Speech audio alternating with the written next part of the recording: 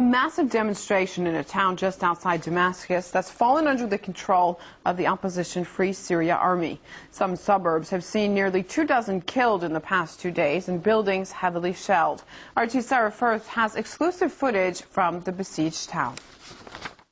When we got there, we were met by the Free Syrian Army, who now have control of that area, and they showed us around. They took us into the centre.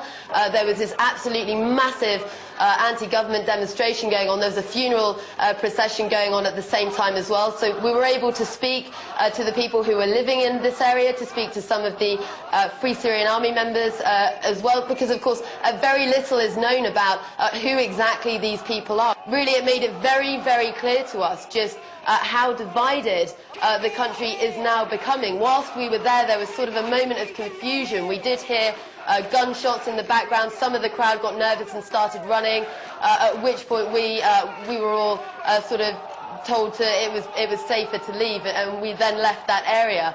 A very tense situation, certainly a very dangerous situation for the civilians in this area as well. You go to these suburbs, you can see bullet holes in the walls. It's not really clear in so much of the country now who exactly has control. The fact that this is now happening in a suburb just 15 minutes or so from the city centre here in Damascus really goes to show you just how much the situation here is now deteriorating. Well, Russia's made its position extremely clear that they're not going to back the Western resolution whilst it doesn't rule out the sanctions, the military intervention. They've put their own proposal forward, and you've had this sort of back and forth with neither side's really being able to come to some form of agreement. I mean, the big sticking point here really is the military intervention. You've got so many different factions in the country. It is, even whilst you're here in the country, very, very hard to really understand who exactly is in charge where and who has the voice of the people, because this was originally a peaceful protest movement. You've now got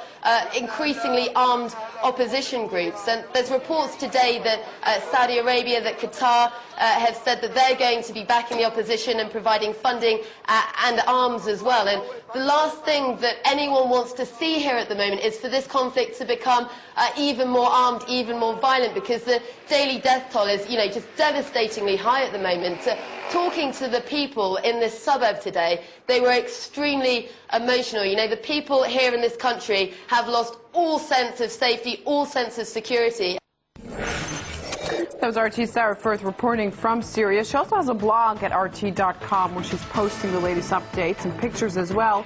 You can check it out to learn more about everyday life in the suburbs of Damascus. Also on our website, we've caught up with the only foreign journalist permanently living in Syria who's revealed how mainstream media coverage may be distorting what's really going on behind the scenes. All that and much more for you at rt.com.